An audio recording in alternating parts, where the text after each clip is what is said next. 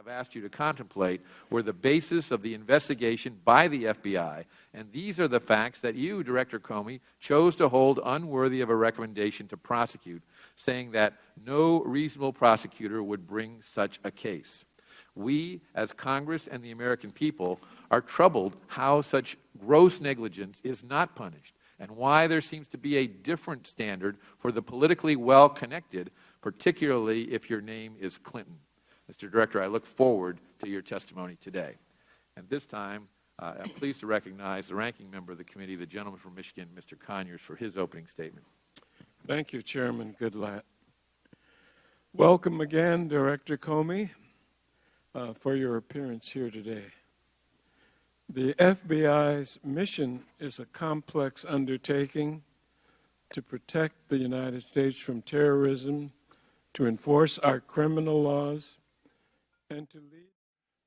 I know that this morning there will be questions about the email investigation, and I'm happy to answer those to the absolute best of my ability.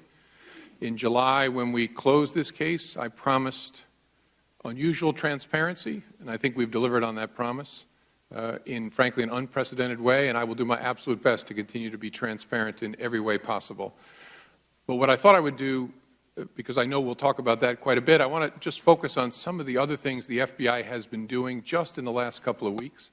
And my objective is to make clear to you and to the American people the quality of the people who have chosen to do this with their lives, to do something that's not about money, it's not about the living, it's about the life that they make. And I just picked 4 different examples of things we've been working on that illustrate the quality of the folks, the scope of the work, which is extraordinary, and the importance of partnerships, because it is true that the FBI does nothing alone. So just to tick off 4 from 4 different parts of our organization, obviously, as the Chair and Mr. Conyers both mentioned, in the last couple of weeks, our folks in the New York area have been working in an extraordinary way with their partners at federal, state, and local organizations of all kinds to bring to justice very quickly the bomber in New Jersey and New York attacks.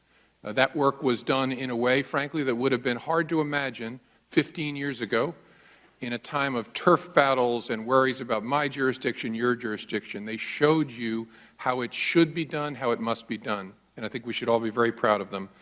Second, within the last week, a hacker from Kosovo who worked for the so-called Islamic State in hacking in and taking the identities and personal information of American military employees and then giving it to the Islamic State so they could target these people, was sentenced to 20 years in jail for that hacking. His name is Ardit Farizi.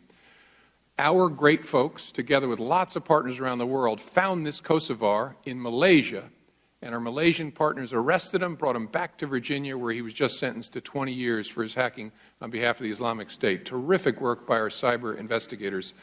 And obviously, as you know, we are doing an awful lot of work through our counterintelligence investigators to understand just what mischief is Russia up to in connection with our election. That is work that goes on all day, every day, about which I'm limited in terms of answering questions. But I wanted you to know that's a part of our work we don't talk about an awful lot, but it's at the core of the FBI. And the last one I want to mention is 2 weeks ago, a 6-year-old girl was kidnapped off her front lawn in eastern North Carolina in a stranger kidnapping.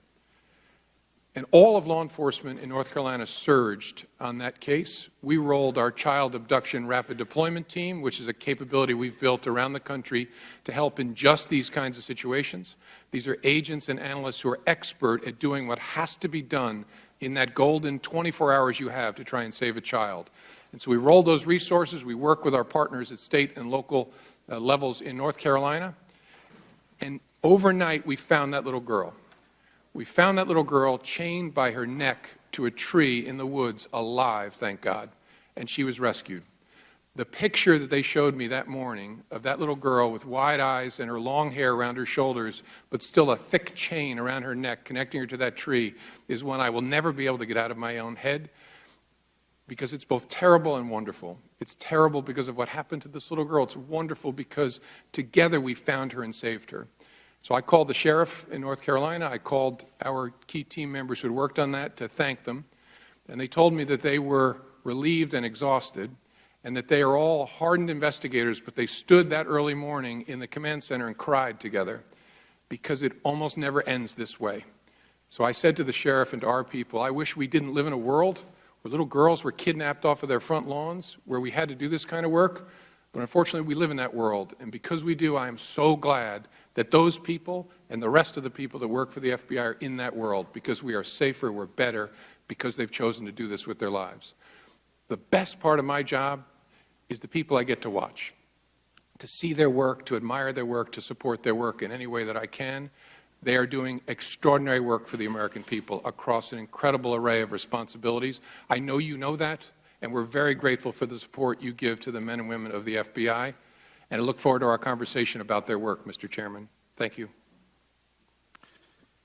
Thank you, Director Comey.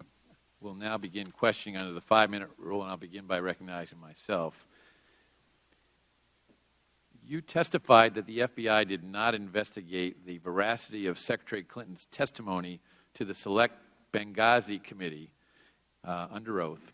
We referred the matter to the United States Attorney for the District of Columbia. Is the FBI now investigating the veracity of Secretary Clinton's testimony to the Select Benghazi Committee? Thank you, Mr. Chairman. The Department has the referral. I think there were 2 separate referrals. Has the referrals. Now it's pending. And so I'm not going to comment on a pending matter at this point. But the matter has been received by the Department of Justice.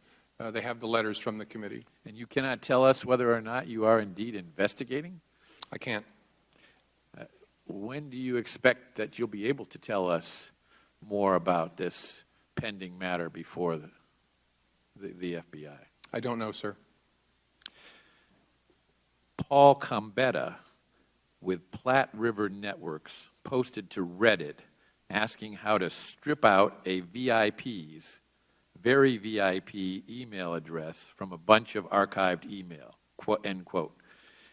He went on, quote, the issue is that these emails involve the private email address of someone you'd recognize, and we're trying to replace it with a placeholder address as to not expose it, end quote. This clearly demonstrates actions taken to destroy evidence by those operating Secretary Clinton's private server and by her staff. Certainly, Combetta did not take it upon himself to destroy evidence, but had been instructed to do so by Secretary Clinton or her staff. My first question to you is, was the FBI aware of this Reddit post prior to offering Mr. Combetta immunity on May 3, 2016? I'm not sure. I know that our team looked at it. I don't know whether they knew about it before then or not. Isn't this information evidence of obstruction of justice and a violation of Mr. Combetta's immunity deal? Not necessarily, no. Why not? It depends on what his intention was, why he wanted to do it. And I think our team concluded that what he was trying to do was, when they produced emails, not have the actual address, but have some name or placeholder instead of the actual .com address in the from line. Last week, the American people learned that Cheryl Mills, Secretary Clinton's longtime confidant and former State Department Chief of Staff, and Heather Samuelson, counsel to Secretary Clinton in the State Department, were granted immunity for production of their laptops. Why were they not targets of the FBI's criminal investigation? Well, a target is someone on whom you have sufficient evidence to indict.